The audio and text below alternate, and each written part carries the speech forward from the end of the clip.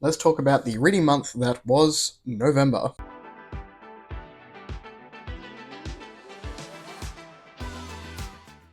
Hello everyone, welcome back to A Fictional Escapist. My name is Kris, and today's video is the reading wrap-up slash mini book haul that is now happening every month.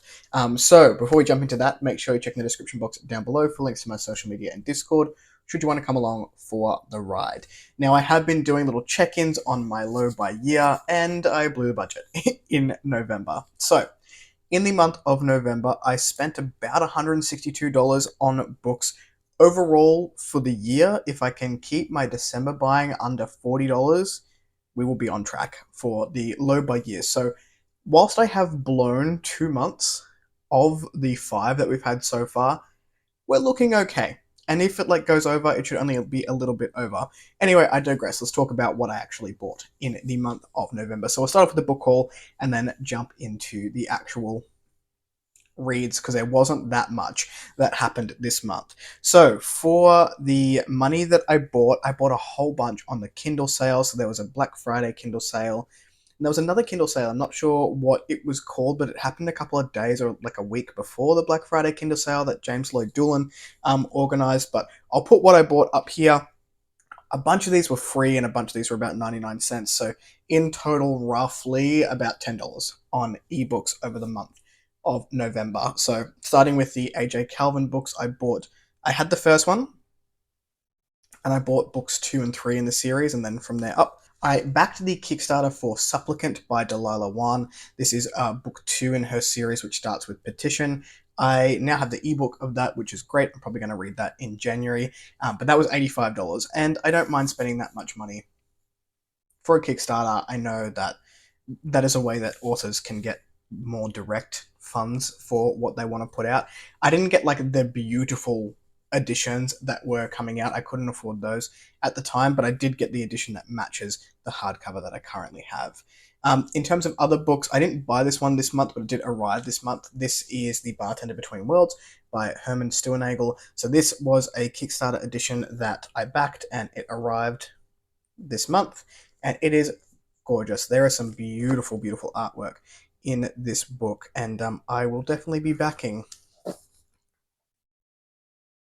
the camera and the light. I'm not going to do it justice there, but there's some really lovely artwork in this edition. A couple of other things that I bought in the month of November was I did a live a little while ago with Connor and Kay, so CM Kaplan and Kay Matar, and they were going on and on about Dennis Lehane. So I went on to What of Books, which is like an online secondhand bookstore, and I picked up a couple. So I got Shutter Island and also Mystic River. You can see it's the 1st of December. The first month mood read that has taken me, it was Mystic River. So this one kept calling to me and I just picked it up. So I have those two to try, and if I like it, I'll probably go into some of the series that Dennis Lehane has written. I think Live by Night, from memory, is part of a series. We went to, so Jim, my housemate, Rachel, my wife, and I went to have dinner one night, and we ended up in some sort of market, some sort of festival that was happening. And we were like, well, there's a lot of children here. Let's walk past that. And then we went into a bookstore. And it's very rude to go into a bookstore and not purchase anything. So I picked up The Memory Police. This is by Yoko Ogawa. And this is a Japanese dystopian novel. I've heard this is very, very good. An author that I've been wanting to try out for a little while. And this is where I'm looking to start. So I initially heard about this author over at Willow Talks Books, which is a relatively new channel to me, and I have been enjoying her content, so I'm going to pick up one of her favorite authors and give that one a go. I believe Ryan and I will be buddy reading this, potentially for the podcast, or potentially just buddy reading it and then talking about it on the podcast in January, because Ryan is going to Japan next year and wants to read some more Japanese translated works. That was a rant. I bought that book. And the last physical book that I bought for the month was Moby Dick. This is a bit of a bucket list book for me. I tried Dante's Inferno. I read Inferno last year, and I didn't carry on with the other two. This is another one that I'd like to try, but I wanted a physical book just in case. I wanted to underline or mark up passages and things like that. So this was relatively cheap. I think it was $15. I was in the bookstore for way too long picking an edition to like write all over, and this is the one that won. So those were the physical purchases that I made in the month of November. I don't have Supplicant, but I'll show that off when I have that edition, which I think is end of Q1, maybe early Q2 in 2025, but I'll probably read the book before then.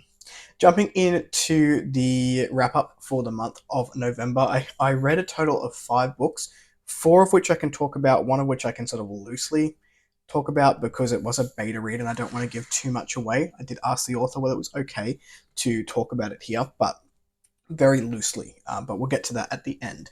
So the first thing I read was Foot in the Grave. This is by Zachary and Joshua Forbes. The cover is up here. This is a book 2 in the Three Rivers Plague series, and it follows on from the events of the first book. This, I don't want to give too much away, but it is such an interesting genre blend to me, and it's like bookish popcorn. When people say that this is a book that I can just escape into and it's entertaining for entertainment's sake, this is a series that does that for me.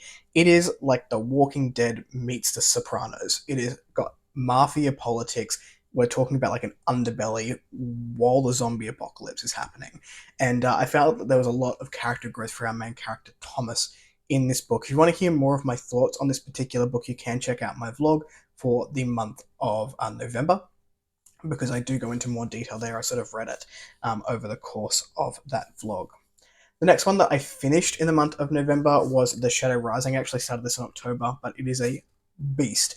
I think this is the biggest book in the Wheel of Time, although now I'm looking at book 5 behind me, that may be larger. This is just over 1,000 pages, and it has definitely been my favorite so far. So The Shadow Rising really expands upon the world of the Aes Sedai. In particular, we're getting more of Egwene, Elaine, and Nynaeve as they hunt the Black Aja. I don't want to give too much away there. For people who haven't read the series, like me, who are reading it for the first time, Rand did not annoy me as much in this one. He did annoy me. I think he will always annoy me as a character. He did not annoy me as much in this particular book. I have been doing these on audio because they've been narrated by Rosamund Pike. I really love her narration. I don't know what I will do for book 5 because the narration isn't out. If it comes out, it's likely not going to be until around September next year, and I don't want to lose too much of this series. So I might try the audio with I can't remember the narrators, Kate Redding and the other guy, and see if it works. If not, I may pick it up physically now that I know the pronunciation of most of the things, but we'll see how we go there. The next 2 were mood reads, so I picked up The Road by Cormac McCarthy. I just wanted something short and sweet, and it was short and it was not sweet. So given the recent, not accusations, but the recent article that's come out about Cormac McCarthy, I know some people are feeling a little bit uncomfortable about him at the moment. So I won't go too much about it, but I will say I read The Road before I read that article, and it was brutal. It was such a brutal story that was written beautifully, and I cried. It actually got emotions out of me. Not so much the book itself, but what that book then made me think about really got to me on an emotional level. And I don't get emotional very easily, and it had me in its claws for like, I don't know, I had to put it in timeout, and I just cried the whole way home when I was driving home as I was reading it. So it is a devastating and very, very bleak book. My book of the month, and another mood read that I picked up because I'd been thinking about it for a while, was The Mask of Mirrors by M.A. Carrick. This could potentially knock one of my top 10 series off the list, and it's only book 1. I'm reading book 2 this month. I cannot wait to get to book 2, but I just wanted to give myself a little bit of a breather before picking it up, just in case we've got that recency bias happening there.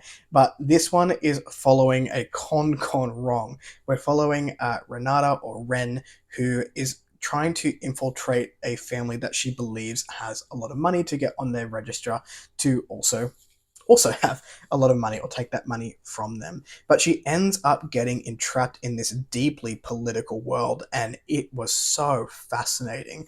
The writing is beautifully pretentious.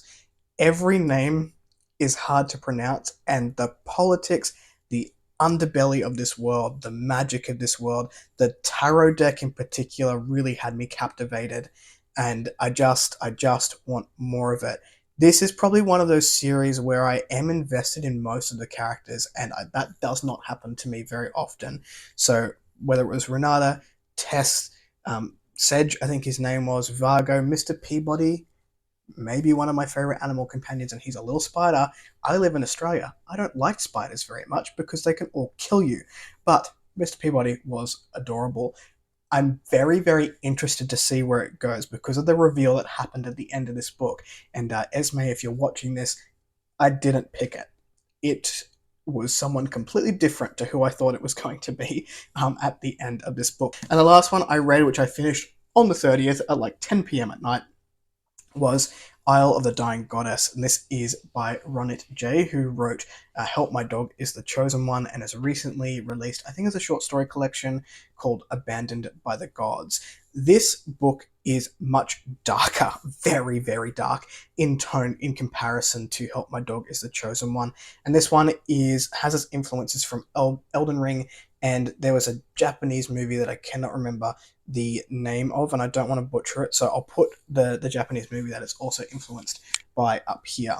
This is following some characters as they sort of get swept up and they find themselves on the Isle of these gods and find themselves in the middle of a war between gods and then have to pick a side if they're going to be able to leave and escape the island.